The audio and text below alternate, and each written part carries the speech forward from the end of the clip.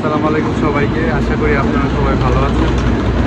আজকে আমি নাগোয়া যাচ্ছি আমার বিজনেস ট্রিপে। আমার ওখানে কাজ আছে, তো আমার অফিস থেকে সিদ্ধান্ত নিয়েছে যে আমি কাজটার জন্য যাবো নাগোয়াতে, আর ওখানে অলমোস্ট 2 সপ্তাহের জন্য থাকবো। তো নাগোয়াতে যেতে হলে বুলেট ট্রেনে করে যেতে হয়, জাপানিজে শিনকানসেন বলে। তো আমি শিনকানসেনে ওঠার জন্য এখন টোকিও স্টেশনে আছি। আমার পাশে দেখতে পাচ্ছেন ট্রেন দাঁড়ানো আছে। অবশ্য এটাতে আমি উঠবো না, আমার হচ্ছে গিয়ে 9টা 48-এর ট্রেন, আর এখন বাজে 9টা 26। তো আরও কিছুক্ষণ পরে আমি ট্রেনে উঠবো। তো ওয়েট করছি ট্রেনের জন্য। আর অনেক বেশি গরম পড়ে গেছে হঠাৎ করে টোকিওতে। আমি দেখতে পাচ্ছেন যে আমি ঘেমে একাকার। তো আমার যেখানে দাঁড়ানোর কথা, আমি স্টেশনে ওখানে দাঁড়িয়ে আছি। কিছুক্ষণ পর ট্রেন আসলে ট্রেনে উঠবো। পুরো ট্রিপটা আমি আপনাদের সাথে শেয়ার করবো। যতদিন নাগোয়াতে আছি নাগোয়াকে নিয়ে ভিডিও বানাবো। নাগোয়া থেকে হয়তো কিয়োটোতে যাবো, কিয়োটোতে গিয়ে ওখানেও ভিডিও করবো। সব কিছু আপনাদের সাথে শেয়ার করবো। আশা করি আমার সাথে থাকবেন।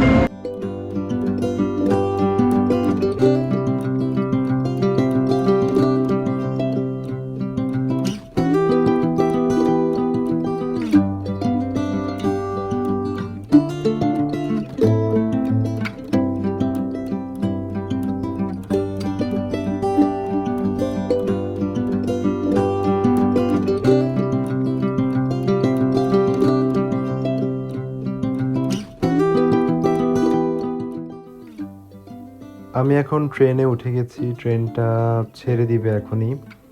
আর এটা হচ্ছে মোটামুটি ট্রেনের ভিতরের একটা সামান্য লুক।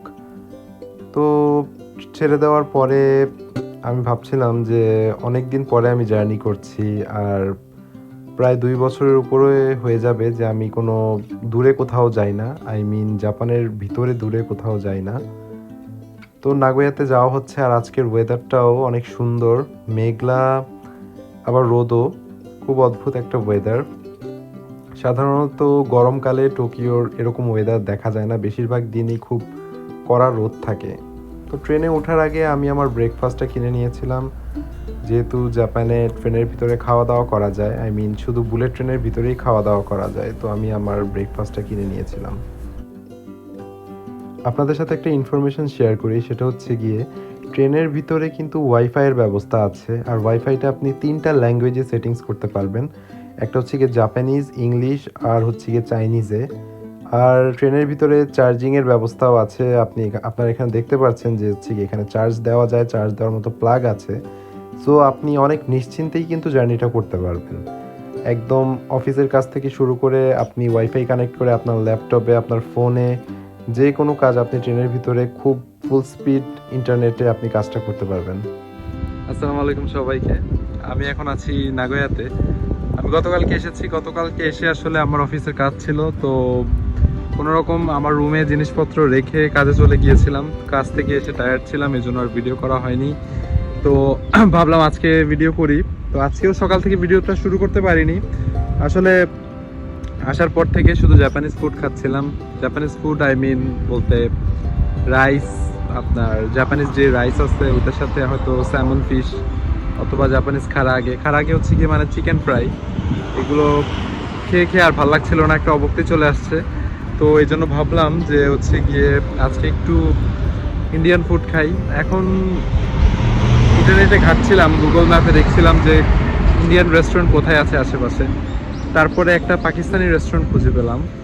তো আমি ভাবছিলাম যে এটা অনেক কাছে, হয়তো মানে আমি যেখানে আমার অফিস থেকে যে রুমটা আমাকে দিয়েছে ওইখান থেকে হয়তো অনেক কাছে হবে, কিন্তু গুগল ম্যাপ ফলো করলে যা হয় আর কি, ফলো করে আস্তে আস্তে আমার অবস্থা খারাপ হয়ে গেছে। এটা খুঁজেই পাচ্ছিলাম না। প্রায় অলমোস্ট আমি যেখানে ভাবলাম যে 10 মিনিটের মতো লাগবে, সেখানে লাগলো আধা ঘন্টার মধ্যে আমি 20 মিনিট হাঁটলাম। বাসের থেকে নেমে গুগল ম্যাপে শো করছিল হচ্ছে 600 মিটার, কিন্তু হেঁটে দেখলাম আসলে এটা 950 মিটার। তো এই গরমের মধ্যে এই রোদ দেখছেনই আমি কি পরিমাণে ঘামছি। তো অনেক কষ্টে খুঁজে বের করে ওখানে ঘন্টাখানেক বসেছিলাম, একটু এনজয় করলাম। খাবারটা ভালোই ছিল, খাবারটা মজাই। আমি নিহারি আর নান রুটি ছিল, তো ওইটাই খেলাম। আর এরপরে খেয়ে বের হয়ে গেলাম। আর লাঞ্চের জন্য আপনার চিকেন বিরিয়ানি ছিল, মাটন বিরিয়ানি। আমি নিলাম মাটন বিরিয়ানি, ওইটা আর কি আমি লাঞ্চে হয়তো খাবো। তো এখন একটু রুমে যাব, রুমে গিয়ে একটু রেস্ট নিব, রেস্ট নিয়ে আবার বিকালে। জাপানকে যদি আমি আসলে মোটা দাগে ভাগ করি, তাহলে জাপানের প্রধান 4টা দ্বীপ হচ্ছে গিয়ে হোক্কাইডো, হনশু, কিউশু আর ওকিনাওয়া। তো এই 4টার মধ্যে হনশু হচ্ছে গিয়ে সবচেয়ে বড়, যেখানে আর কি জাপানের প্রধান প্রধান শহর যেমন টোকিও, ওসাকা, নাগোয়া, কিয়োতো, এগুলো সব হচ্ছে কি আপনার হনশুর ভিতরে। তো হনশু দ্বীপটা হচ্ছে জাপানের সবচেয়ে বড় দ্বীপ। এখানে সবচেয়ে বেশি জনসংখ্যা জাপানের এখানে বসবাস করে, আর সবচেয়ে বেশি বসবাসযোগ্য স্থানও হচ্ছে গিয়ে এই হনশু।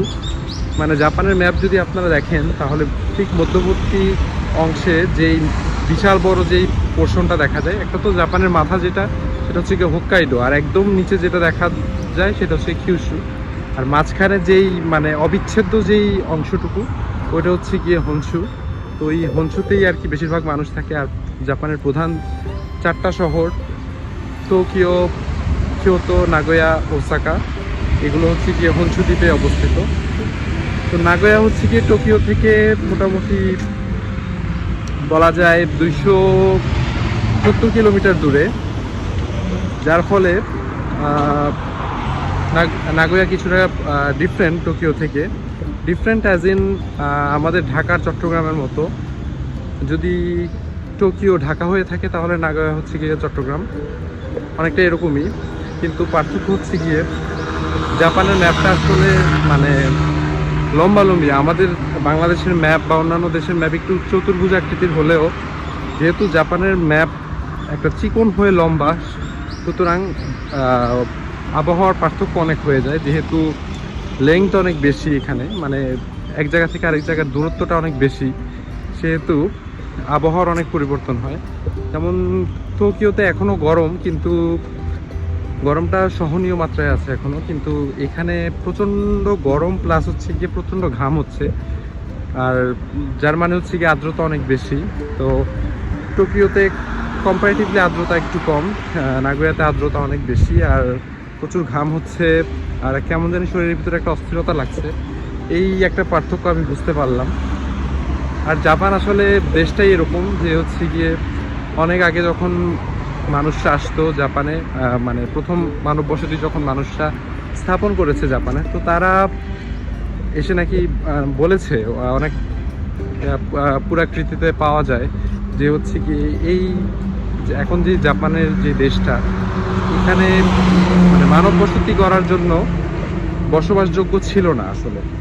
এখানে এত বেশি পোকামাকড় ছিল, এত বেশি ঘন জঙ্গল, আর এত বেশি উঁচু নিচু পাহাড়ি এলাকা যে মানুষ হিসেবে থাকবে ওই অবস্থা ছিল না। প্লাস ওয়েদারও খুব খারাপ ছিল, এখনও খারাপ জাপানের। তো জাপান তো একটা দুর্যোগপ্রবণ দেশ।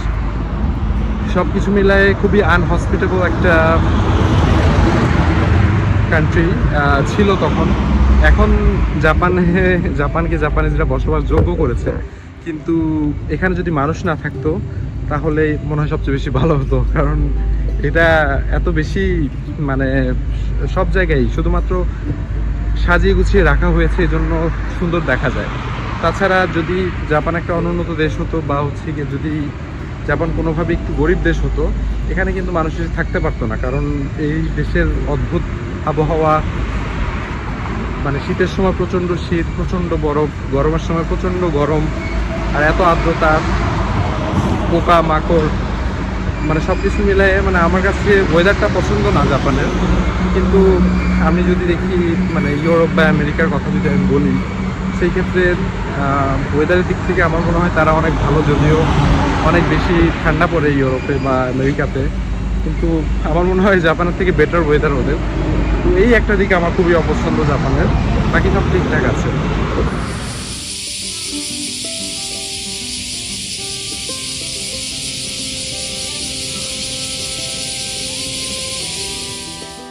সন্ধ্যায় আমি বেরিয়ে পড়লাম জাপানের হানাবি ফেস্টিভ্যালটা দেখতে।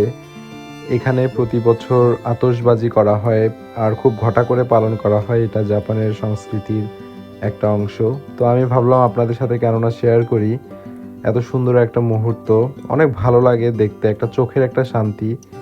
আর ওদের প্রতিটা ফেস্টিভ্যাল ওরা এমনভাবে পালন করে যেটা সব কিছুই অনেক পিসফুল হয় আর এনজয় করার মতো। আর ওরা সবাই ঐক্যবদ্ধ হয়ে একসাথে হয়ে এই ফেস্টিভ্যালটা প্রতি বছর পালন করে।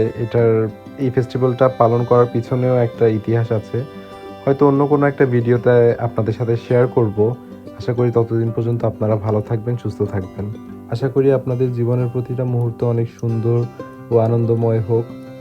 দেখা হবে অন্য কোনো একটি ভিডিওতে। ততক্ষণ পর্যন্ত আপনারা সবাই ভালো থাকবেন।